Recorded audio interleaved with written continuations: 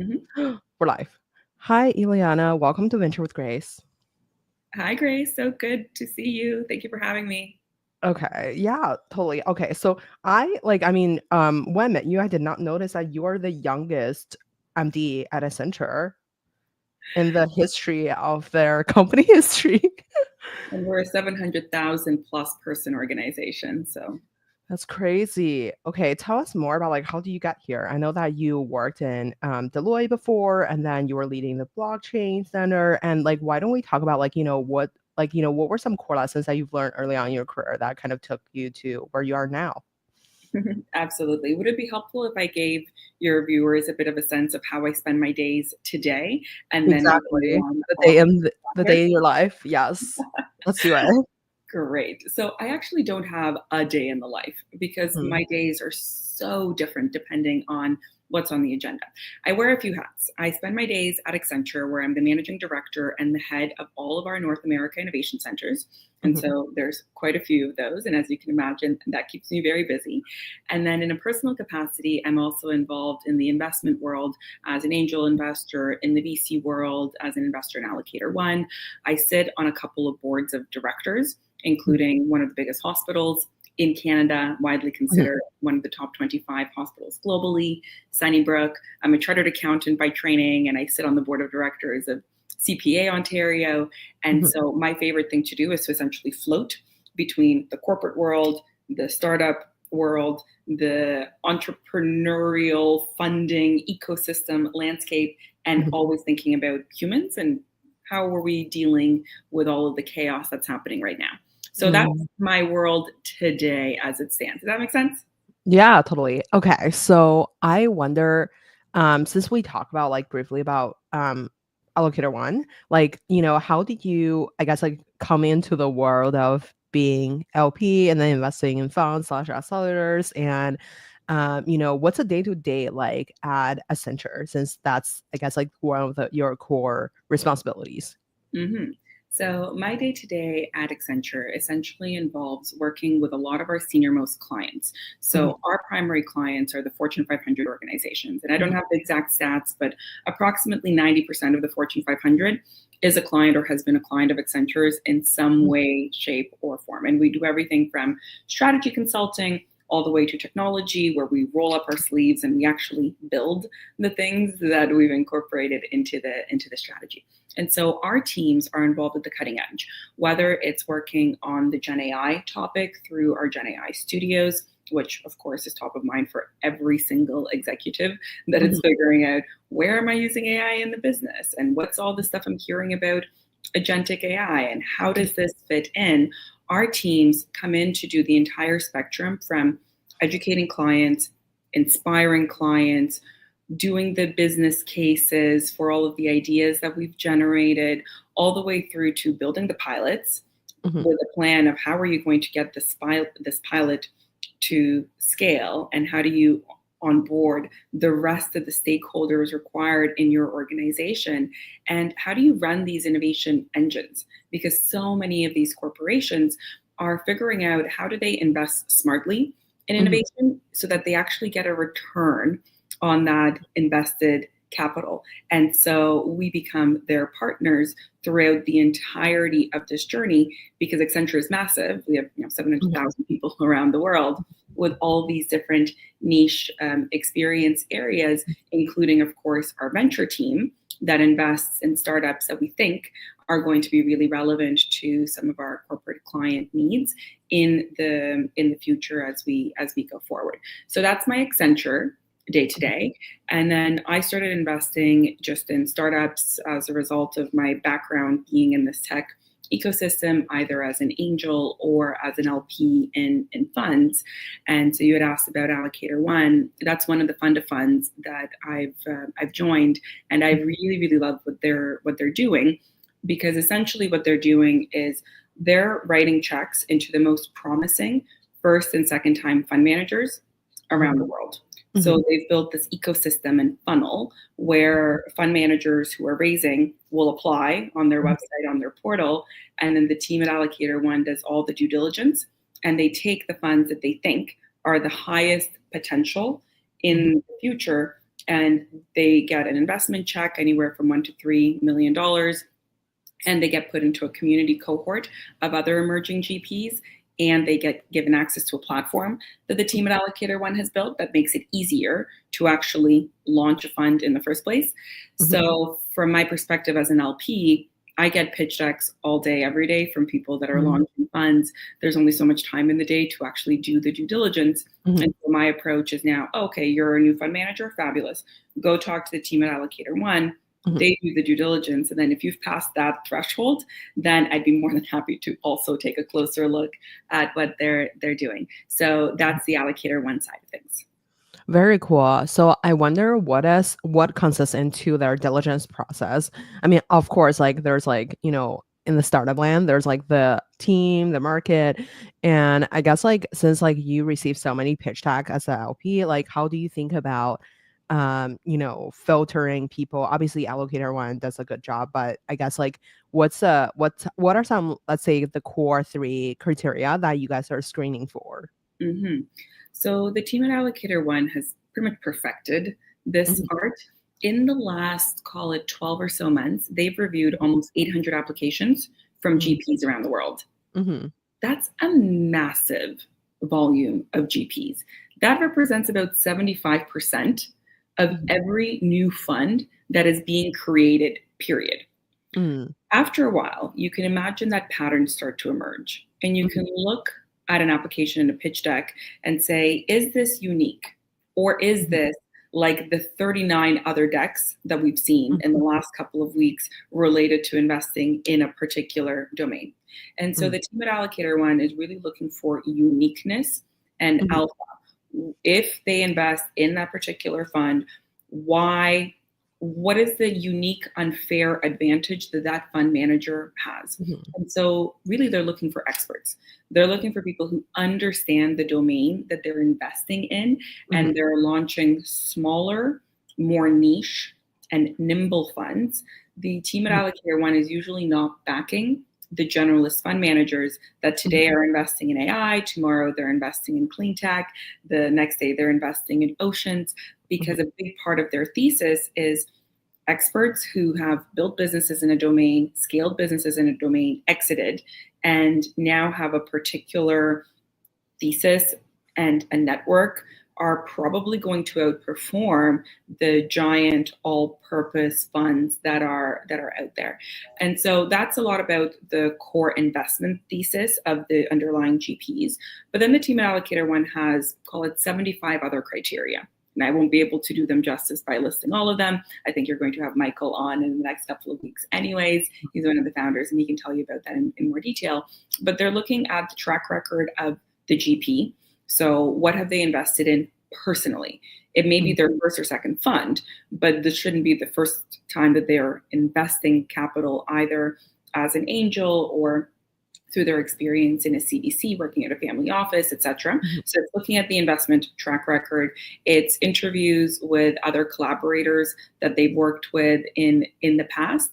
And then, of course, it's that understanding of the fit between the GP and the area that they are investing in, and does it make sense?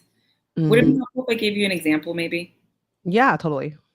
Okay, so one of the GPs that they backed is Sarah Drinkwater, and she has a fund called Common Magic. Sarah was the first person at Google that had the word community in her official job title. And so she is behind Google Maps and the millions of monthly active reviewers and building out that ecosystem. And so her whole focus while at Google was around building communities around tech-powered products. And so she became an expert in that domain, started to invest her personal capital against that thesis of helping tech companies where community is their moat, and started to get so much demand that eventually when she launched her fund, that is her fund thesis. And she has no shortage of deal flow, because when companies apply to her fund, they know that they're not just getting a check, but they're getting an advisor and someone that knows everything there is to know about that particular niche. And so Sarah has actually won an award as the top emerging fund manager in Europe after the team at Allocator One had backed her. And that's an example of a specialist that has been very successful in their career to date and that went out, launched a fund, and the team at Allocator One was there from those earliest moments. For sure. I wonder, do they support fund manager with, I know that like, in the US we have obviously Cool Water, there's like other programs that are kind of like coaching emerging managers or like paid programs to coaching emerging managers. I wonder for Allocator One, like how much ownership are they targeting for the fund? And then is there any, I mean, obviously if they're raising $10 million fund, I guess like 1 million, that's like 10% of the funds, and then they're just going to be like their um anchor. And I wonder, so like is there any particular, like I guess like whether it's target ownership or like, I mean, nowadays like I've seen LPs taking certain part of the management fee or future three funds management fee, and then there's like other interesting structures, or like whether it's taking part of the carry or something. So how do you think about like as a accelerator slash like YC for emerging managers, like what are some interesting things or in the background that like people may not understand, and like how are they, I guess like beyond the particular, beyond like the ownership of the fund, is there something else that they're doing that's like very unique that you want to share with the audience? Mm-hmm. So the great thing about Allocator One, from the feedback I'm getting from all the Mhm, GPs that they've backed, is that they're very transparent mhm, and literally the details of the standard deal are listed mhm, on the website. mhm, So there is no guessing. The fund managers apply, they submit their details, they're assessed within a certain time frame, and they either proceed through due diligence or they don't. And then mhm, they get added into one of the cohorts. The team at Allocator One will happily anchor the fund, mhm, and usually that's one of the hardest things to do. It's not a small amount of money that they're putting in, anywhere mhm, from $1 to $3 million. mhm, And all of the fund managers that get accepted to Allocator One get connected to each other so that mhm, they are exchanging their learnings and their experiences as they go, so they don't have to go and reinvent the wheel. The other thing that Allocator One has done is they've built a tech platform that mhm, makes it easier to actually set up the fund. So normally, a person decides, hey, I'm launching a new fund. It's going to mhm, take them 6 months, 9 months of paperwork, the registrations, the legal, the tax, the compliance, and the rest of it. Those are not very value add activities for mhm, the GP. They probably should spend that time, meeting founders, fundraising, mhm, not doing the back end infrastructure. And so the team at Allocator One has essentially built the tech platform. Think of it as the angel list, specifically designed for emerging managers that all of the funds that they back now have access to. So all of that is very transparently laid out, and the terms are very GP friendly. mhm. So the feedback has been positive. The team has invested in over 15 funds in the last 12 months, with the goal to anchor between 12 to 15 funds per year. So they're very active.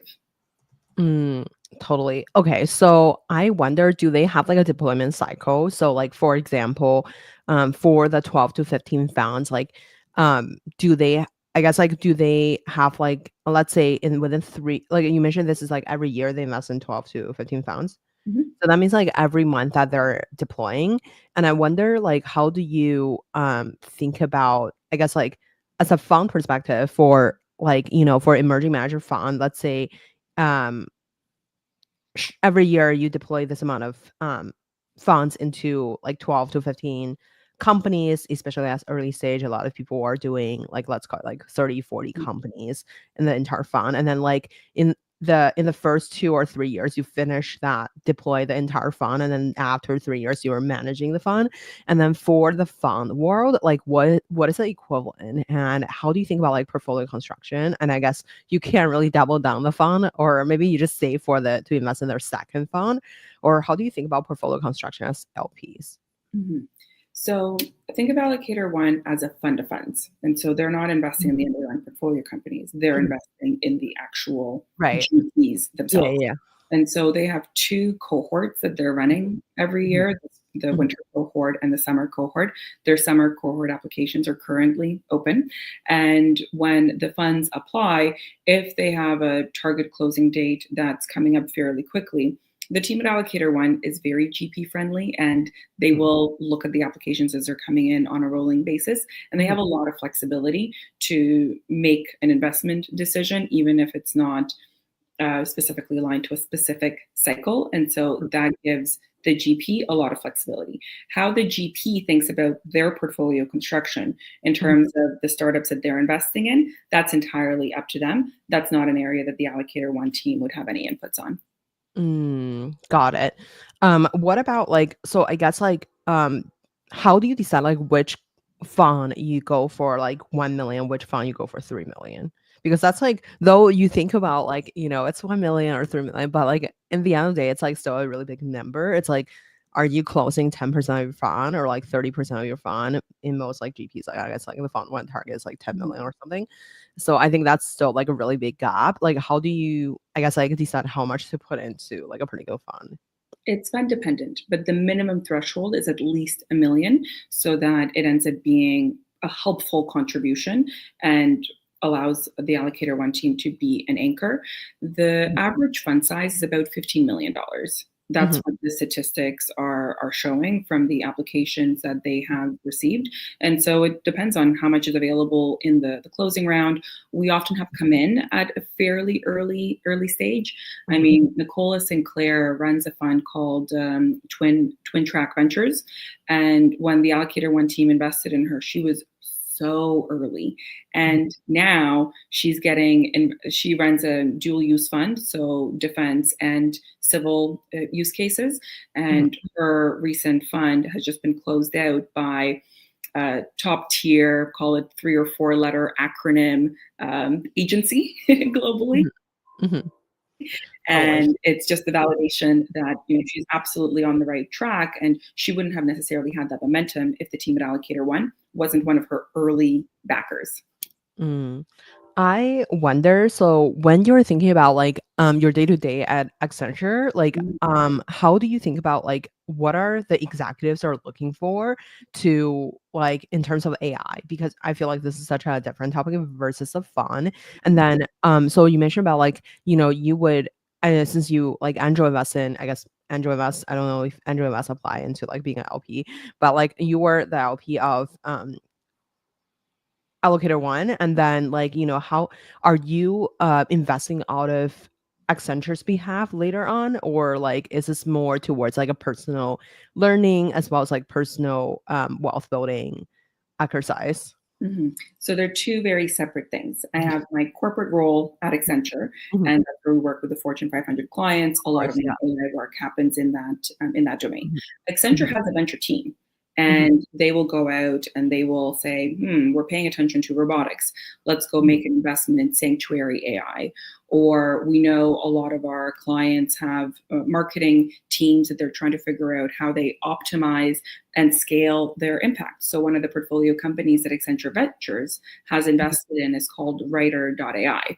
And they are epic. And our marketing teams internally at Accenture love the product that Writer has built. And that's what gave that team confidence to actually write a check on the corporate behalf. And then part of what my teams do at Accenture is we take the companies that are in our Spotlight Ventures program and we help to introduce them and embed them into the projects that we're doing with the large Fortune 500 clients, so helping them to do that pilot. So any of the companies that Accenture has invested in are getting kind of that white glove treatment, if you will, and the introductions and the access to execs in these large companies that typically would take you months and months and months of trying to get onto their calendars, trying to get onto the right radar for the actual buyer and the decision maker. So that's one of the value propositions that the Accenture Venture team brings to the table for the companies that they invest in.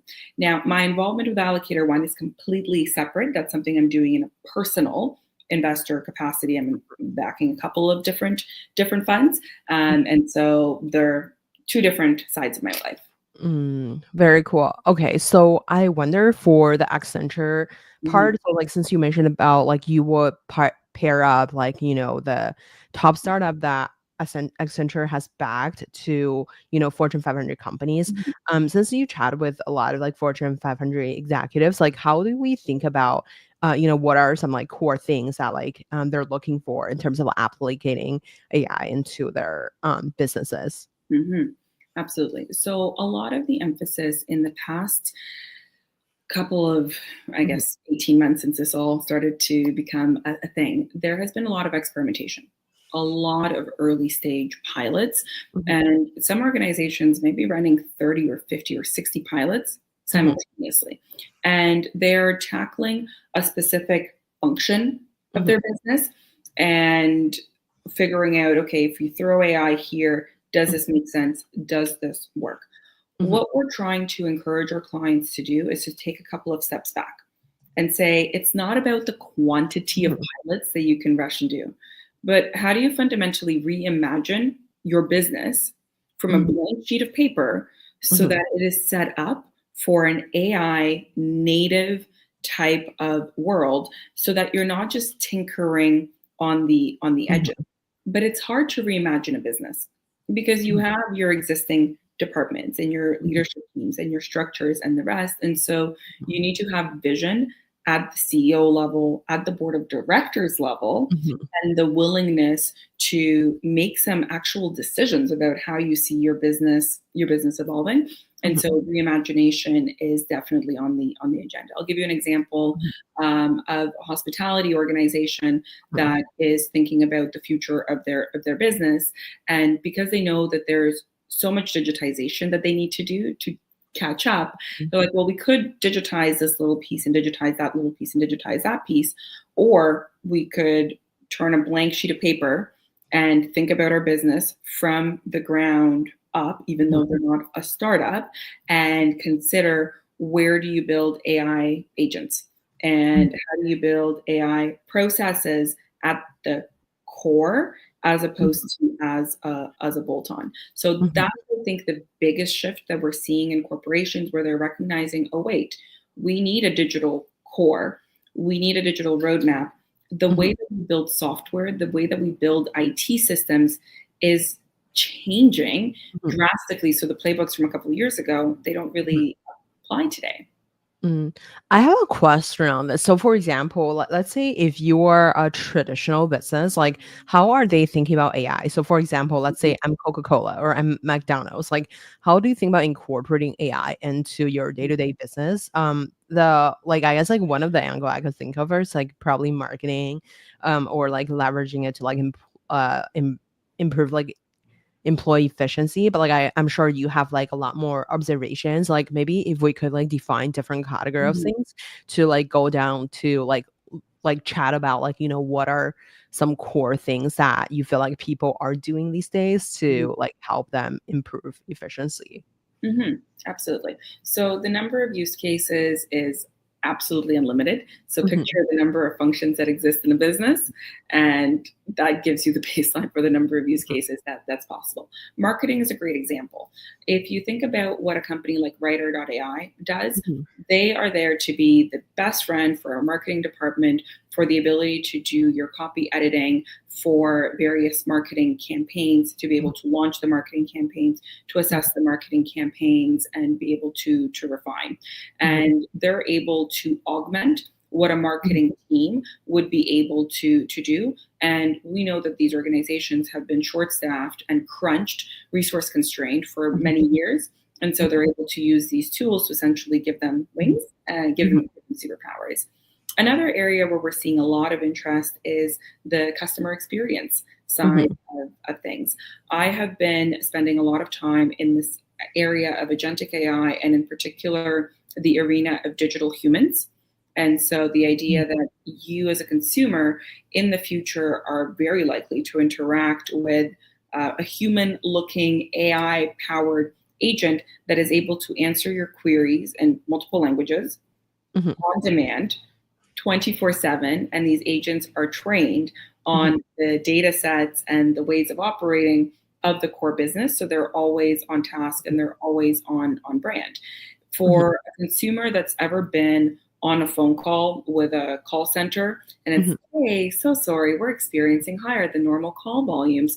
Your estimated wait times are approximately 75 minutes.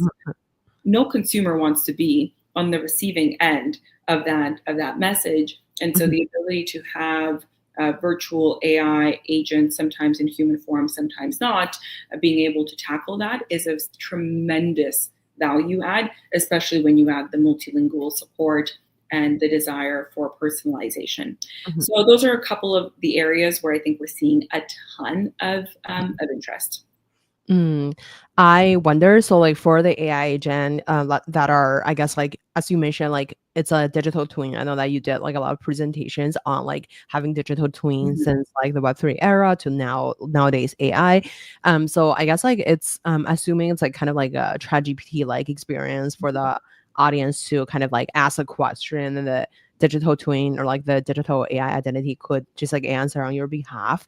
I wonder what are like, I guess like where do you see the Fortune 500 or I guess like allocating their money into like building. So like, some of them obviously would go into like building like an AI agent that does customer service. Are people buying these services like, Krista AI or like Forethought or something like, or are they more towards like building something in-house? And then if so, like what are they using to kind of like help them accelerate the adoption of AI?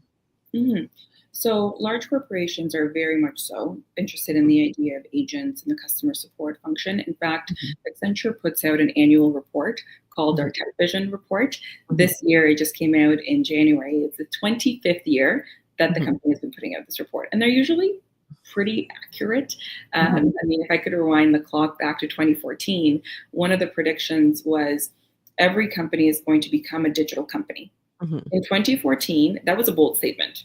And a lot of organizations crossed their arms and said, we're not a digital company, we're a retailer, we're a grocery company, we're something else that's completely non-digital. Fast forward to 2025, everyone has a digital presence. Everyone recognizes that digital is woven in every part of the business. The message from this year's Tech Vision is very much so anchored around AI and this idea that AI is becoming generalized and it's being embedded in every part of the process. So you're not going to have a separate AI strategy and the everything else strategy. It's all integrated and it's all part of one. As part of this report, there were extensive studies done and research interviews with these Fortune 500 executives. And one of the sentiments or predictions is that by the time you get to 2027, people are going to interact with agents of all types very regularly. And there was a prediction made that people will interact with agents more than they will interact with apps today. That's a significant finding. Think of how many apps you have on your phone and the entire app ecosystem that's been built there. And so that tells you that these organizations see the future as being more agentic, and that's where they're investing accordingly. Sometimes it means they're building their own capabilities. Other times it means that they're working with a variety of vendors. And there are lots of questions that organizations need to tackle around what type of agents make sense for their use case. Some cases, a ChatGPT type of experience where you're typing and it's a text window that appears on your computer is totally fine. In other cases, you will want a voice-powered agent. In other cases, you will want the digital human interface. But in all scenarios, there is a risk of these agent experiences becoming mundane and too cookie cutter and too generic. So in one of our research reports, we highlighted this trend and the risk of when every interface is exactly the same as every other interface, you will tune out. So in the report, there was an example listed of a house buyer. They're about to buy a home. It's a very stressful transaction. Buying a home is one of the biggest financial investments that the average person will make in their lifetime. And they're searching for a mortgage. And you fast forward in the future, and this individual is reaching out to a couple of mortgage brokers, and they're getting these generic cookie cutter messages from the brokers. And they're like, oh, well, this isn't a very differentiated experience. This isn't very fun. This isn't very helpful. And the third agent that they reach out to says, hi, Mr. and Mrs. So and so home buyer. I understand that this is your first home that you're buying. I Mhm, understand that buying a first home can be really stressful. Let me make this process easier. Based on the geography in which you're looking at homes, these are mhm, some of the things for you to consider. Would you like to have a proper conversation with us to explore your options? And suddenly, in the sea of generic responses that mhm, this home buyer has gotten, are they more likely to go with the mortgage broker that gave them a personalized, customized experience that had a personality attached to it and wasn't just a run of the mill? Absolutely. So brands need to think about the experiential side of things in addition to the nuts and bolts of the actual tech that's powering the interaction between the consumer and their end product. mm. I wonder, since you mentioned about so from I guess how do you think about the entire journey for the enterprise to adopt like a certain AI technology? And since you guys consult a lot like these like really big companies, I guess can you walk us through the process of like how do you actually hearing about their problem or like finding out what they need to build, and Mhm, then how do you kind of like having the AI pipeline or like the AI technology solutions for each specific subject mhm, um area? mhm, And I guess like does it in like do you guys in house wise like use a lot of like software to pairing people up leveraging AI, or how is like the solution actually being mhm. built for like each individual companies? Absolutely. So, because Accenture has such a Mhm, breadth of capabilities and mhm, industry expertise, we're mhm, able to be the end to end transformation partner for mhm, all of these corporations. mhm, And oftentimes it boils down to understanding the industry that they're operating in. What are mhm, the dynamics with the customer to be able to map out the value chain? This mhm, goes back to some of the most fundamental principles of business of just understanding who does what, how does this organization provide value to its end stakeholders, and where are the parts of the value chain that are the most ripe for digitization and the most ripe for AI integration. And mhm, then based on those areas, that's how you could start to reimagine what that function needs to look like in the future.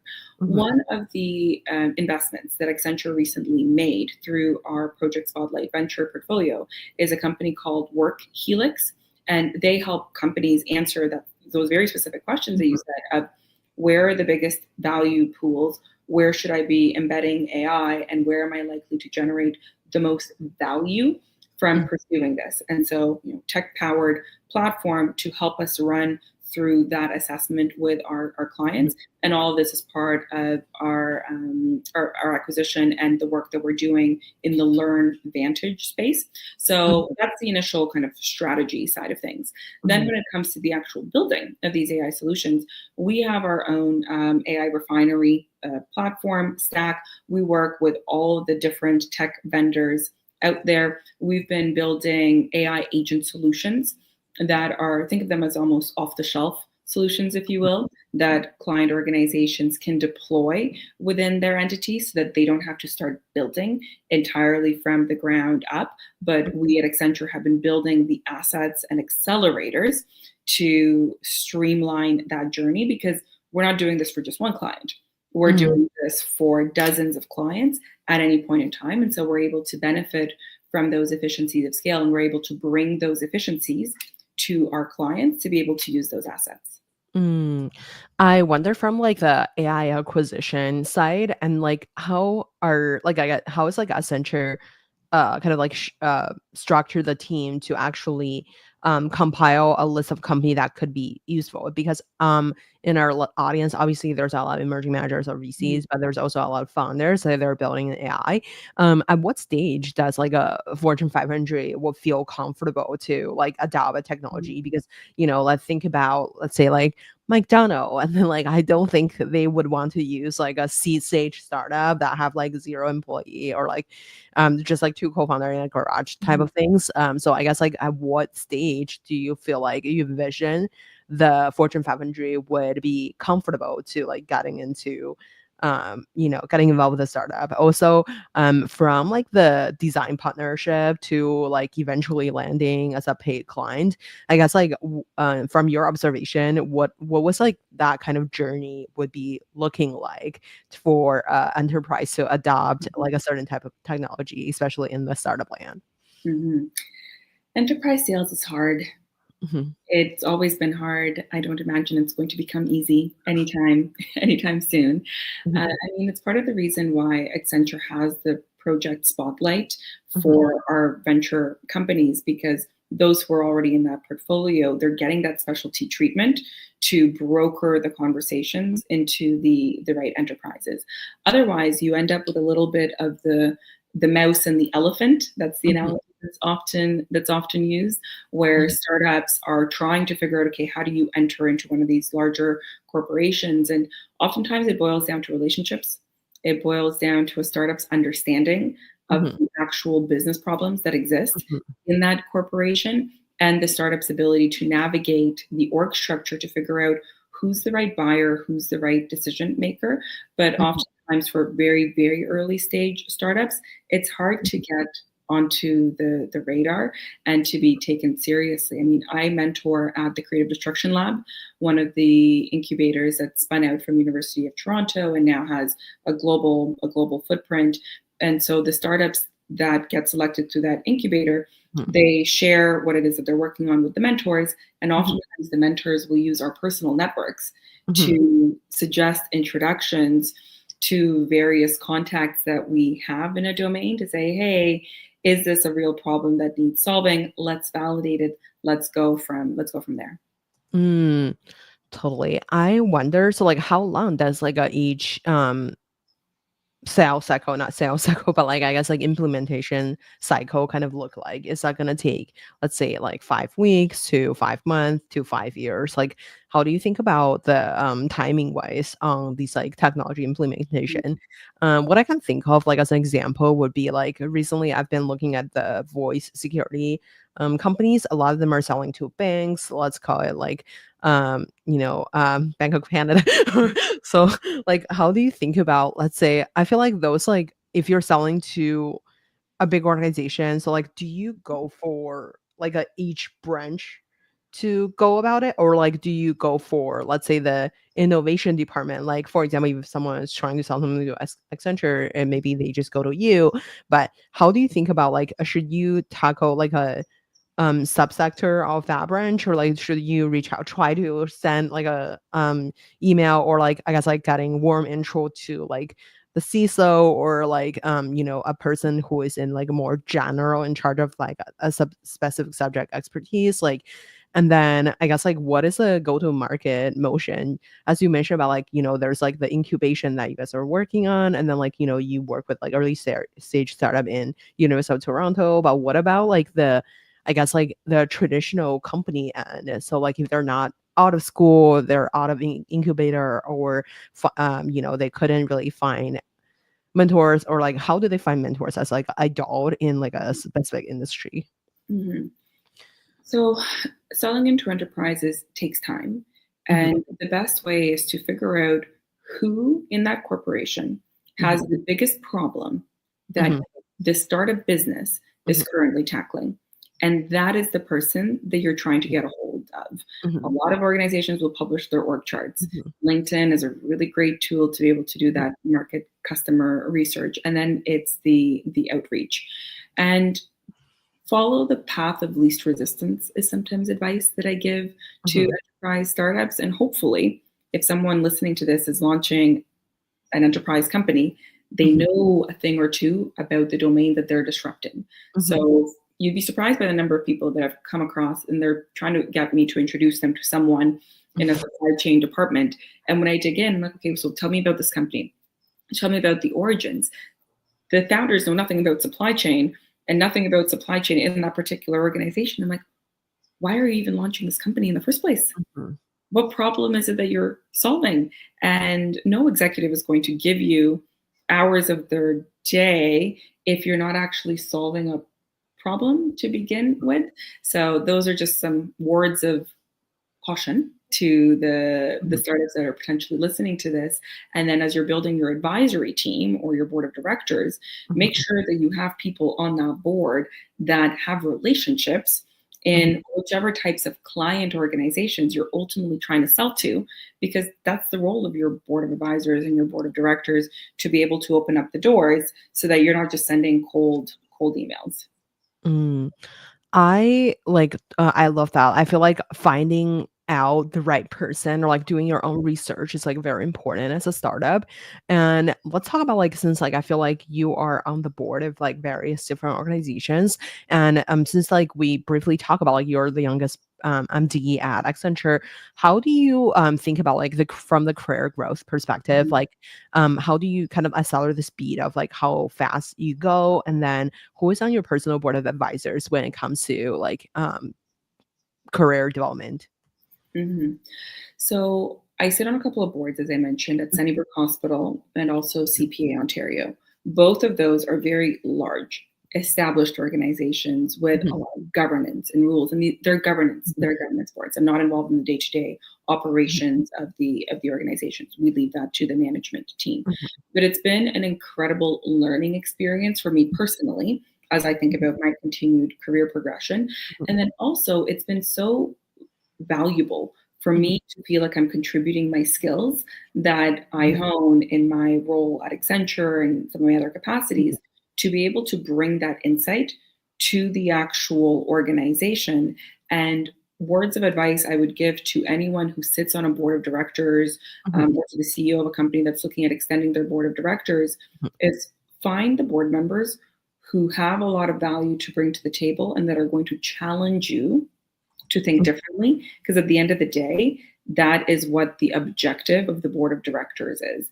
And I would argue that the role of a board of directors has never been more important than it is today, because mhm, we are going through such turmoil and so much change and so much uncertainty in every industry. And mhm, what's the role of a board of directors at the end of the day? They have a fiduciary responsibility to ensure the long-term viability of mhm, the company.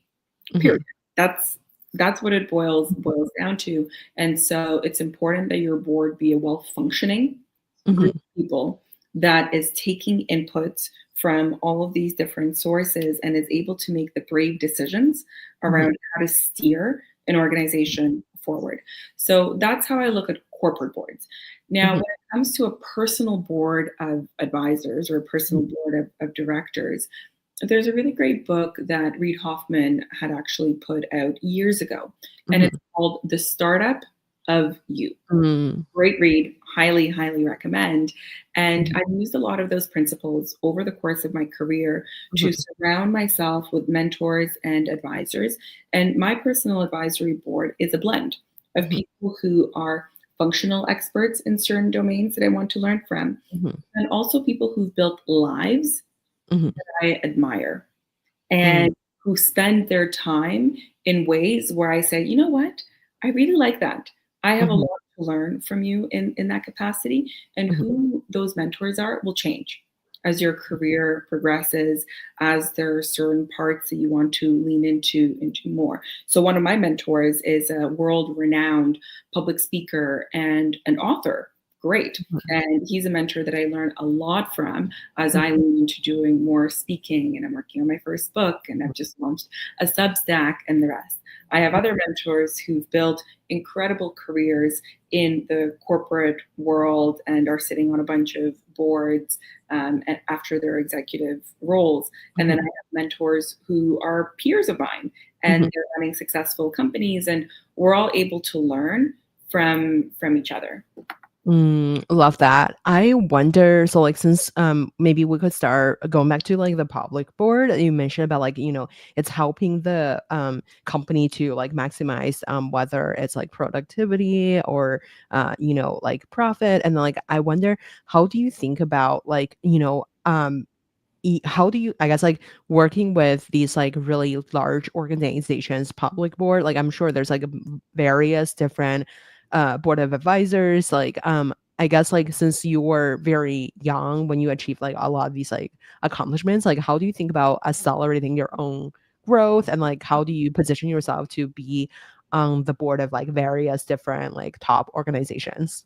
Mm.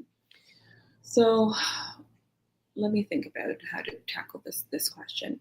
I think the biggest career advice I could give to people is to really understand themselves, Hmm. understand what drives you, Hmm. understand your strengths, Hmm. understand your weaknesses, understand your superpowers. And Hmm. that can be really hard to do. And one of the best ways to do that is to ask other people around you, Hmm. hey, what do you think my superpowers are? Hmm. And the more you lean into what makes you uniquely human, I Hmm. think that's where a lot of career growth Hmm. comes from. I have a very non-traditional pathway. I think people would have a hard time looking at my LinkedIn and trying to decipher how I got to where I got to. I mean, for reference, I started my career studying international development and globalization. I thought I Hmm. was going to work for the United Nations and save the world that way. Hmm. And then ended up becoming a chartered accountant and Hmm. then worked in tech clients and then stumbled into the rabbit hole of blockchain and crypto. And I was like, oh, well, this makes a lot of sense to me because of my accounting background. And then from there, ended up expanding into the broader tech innovation role and then broader innovation encompassing the human side of things. But in every single one of these career evolutions, I was able to leapfrog to the next level because Hmm. I brought something very unique to Hmm. the table. So the combination of the ability to read the financial statements, understand technology trends, Hmm. understand humans, understand human psychology, the ability to speak and explain complex subjects in an easy to understand manner by standing on conference stages and doing podcast Hmm. interviews and the rest, those aren't really skills that exist typically in that combination in one person. And so Hmm. that's what's made me unique. And so opportunities have come to me where the team at Accenture reached out to me to say, hey, we love your background in the blockchain space. We're looking to do more in this domain. Come join our team. That's how Hmm. I originally started at Accenture. When Hmm. I started to get headhunted for the board of directors positions that I'm on right now, they reached out to me to say, hey, you have a very unique perspective. We would love to learn your POV and understand how you could help shepherd the future of our organization going Hmm. forward. And as we enter into this AI powered era where a lot of the more mundane type of work that doesn't require creativity and human thought are going to be automated, augmented, I think that this actually presents the perfect opportunity for Hmm. people to do a bit of that inventory of themselves, their interests, their preference, their capabilities as Hmm. they imagine what the next arc of their career Hmm. is going to entail. Mm, love that. So like I wonder, I really like what you said about like, not many people can articulate like a really complex concept Mhm, into like simple language. And I wonder, so for let's say back in time it was like blockchain, how do you think about like learning about blockchain as like a concept and then mhm, explaining to the executive of the world, and like what are, I'm sure like they care about various different mhm, very different things than like a lot of like blockchain builders, because like people I guess like how do you understand these like technical concept for yourself, and then like what do you think are, let's say, like the core three major translation that you have to do to translate like a particular tech concept into like a corporate level mhm, to make sure that it's heard and received by the leaders. mhm. I like your use of the term translation.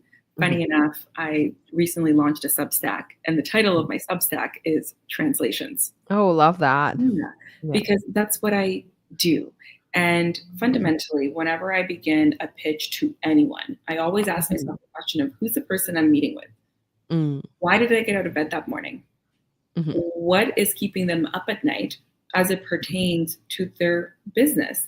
And so, if you're talking to a chief marketing officer, it's a very different conversation than if you're talking to a CTO.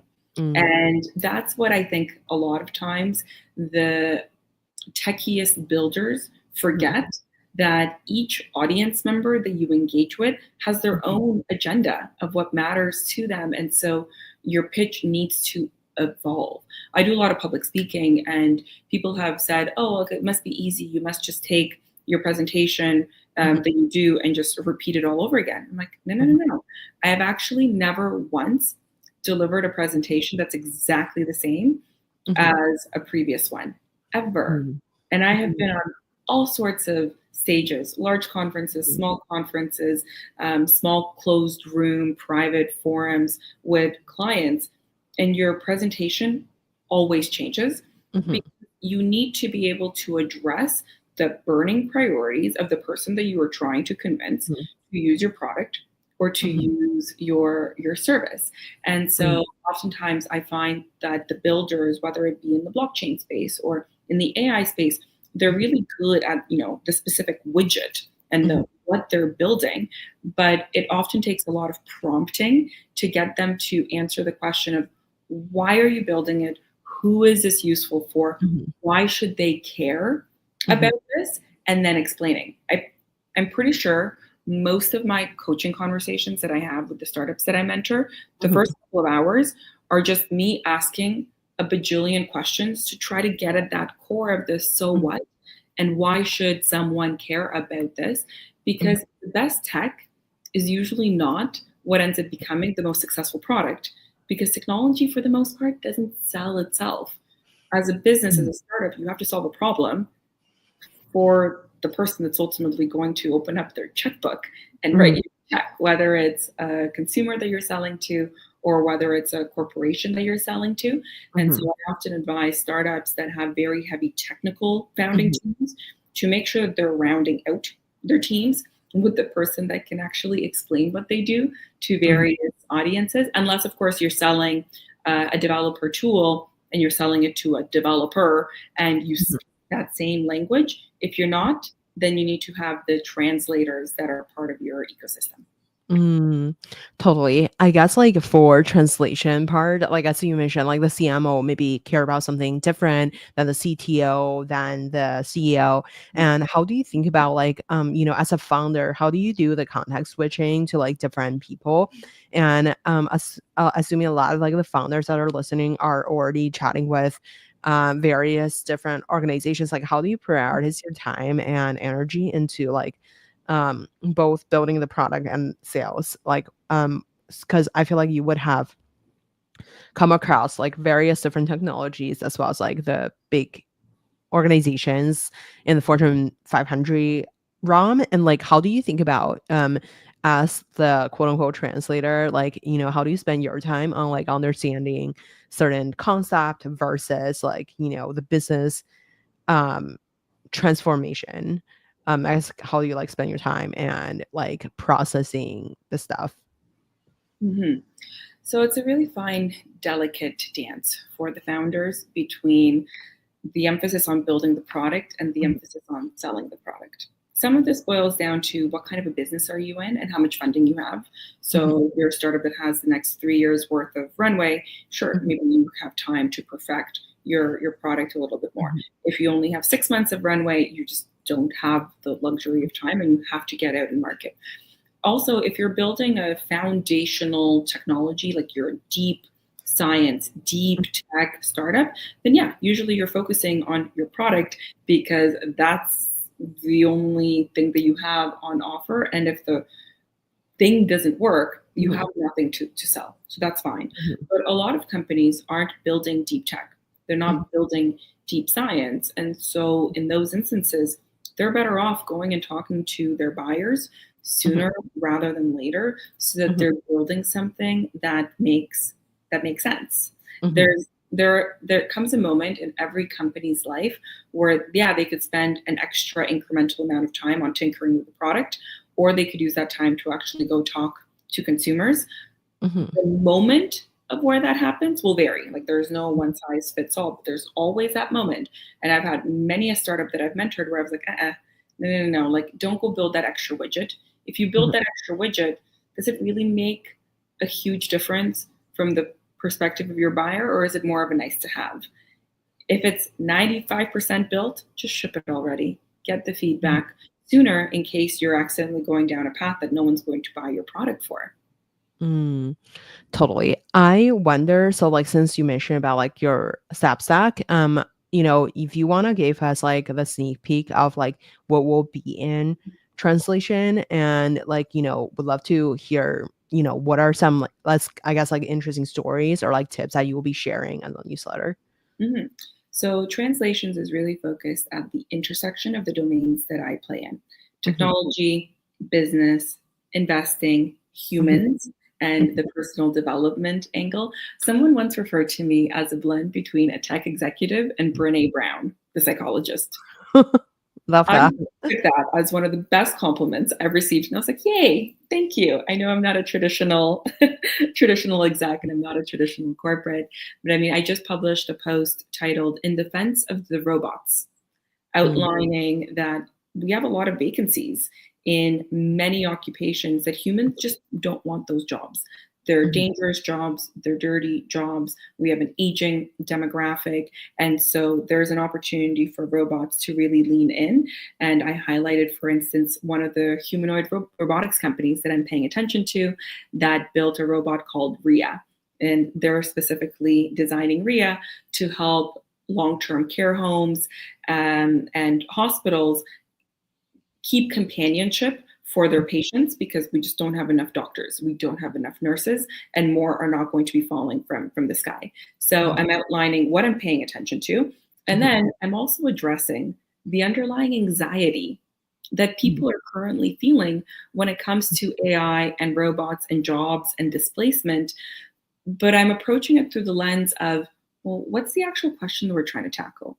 Are we mhm, really worried about the robots? Are we really worried about job displacement? mhm, Or is the unasked question this question of who are we when we're not working? Right? How do mhm, we ascertain value? How do we build our sense of identity when it's not 100% just anchored to work? So, mhm, those are some of the more philosophical types of discussions that I'm going to be digging into in the Substack, and then covering other trends that I'm personally very bullish on, like the idea of the rise of digital nomads and global citizens and people who look at the world as their oyster as opposed to being really anchored into one country. Because mhm, with that trend, that changes a lot of what we mhm, think about when it comes to future of work, future mhm, of travel, future of hospitality, future of mhm, taxation, immigration, etc. So I'll be covering everything from robotics to digital nomads to personal development trends and theories. So mixed mhm. bag. Love that. I in the end of the pod, I want to ask you like a quick 1 minute fire round. Sure, go for it. What's your favorite book? Ooh, Designing Your Life by two professors at Stanford. They had a course with that same title, and it became the single most popular course that would sell out within minutes. And so they took all that insight, distilled it into a book, and I love it. I recommend it to everyone. I've gone back and picked it up a couple of times, so can't endorse it enough. Who made the biggest impact in your career? I think it was probably the mentor that sat me down at lunch one time and said, Iliana, when are you leaving us? I was like, oh, am I getting fired? And he laughed. And he's like, no, I can't fire you. You're one of my top performers. But the next thing that he said really changed the way I think of myself. And he had said, Ileana, you're not a traditional auditor. You are meant for bigger and better things to actually play to your strengths. And that was the first time that somebody else had shone a light on me, like a spotlight on me, to say, hey, I see you. Mhm, Don't try to fit yourself into this little box. Don't try to play safe. Go mhm, be you. You are going to be recognized. You're going to be rewarded for being you. And so I'm very grateful to that mentor. And that's the message that I try to share as much mhm, as possible with people of like, listen, especially in the AI era, go be you, go be more human. mm.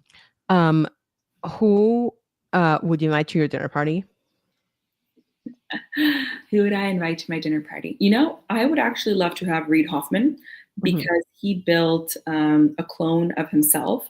I have my digital human twin, Lila. We built them using different technology stacks, different philosophical approaches. But I would actually love to host a clone club, like hashtag clone club dinner party, where I bring together some of the people who've also been experimenting with these non-human digital extensions of themselves. So we can talk not just about the tech side of things, but how does this make us feel? I mean, I've dreamt about Lila, my digital human twin. I wonder if Reed has thought and dreamt about his AI twin. Who knows? So maybe if he's listening to this, Reed, come to my dinner. Amazing. Where can we find you outside work? Oh, so my work is very accessible on LinkedIn. I post tons, and I'll be posting a lot more on my Substack.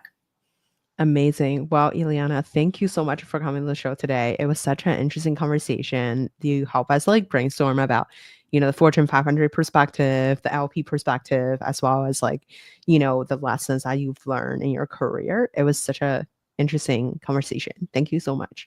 Thanks for having me. Let me quickly